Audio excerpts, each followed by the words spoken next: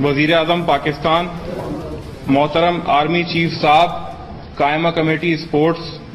इन सब से अपील करता हूं कि मुझे इंसाफ दिलाया जाए।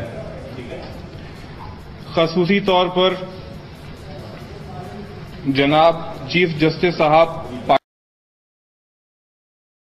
पाकिस्तान से मैं अपील करता हूं कि इस मामले का फौरी तौर पे सो मोटो एक्शन लिया जाए और मुझे इंसाफ दिलाया जाए। और मैं चेयरमैन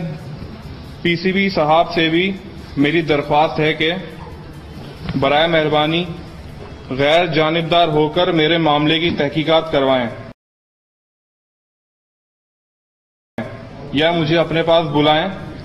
ताकि एंटी करप्शन यूनिट ने जिस तरह की रिपोर्ट दी है उस पर मैं उनकी गलतफहमी दूर कर सकूं और अपने ऊपर लगाए गए तमाम गलत इल्जामात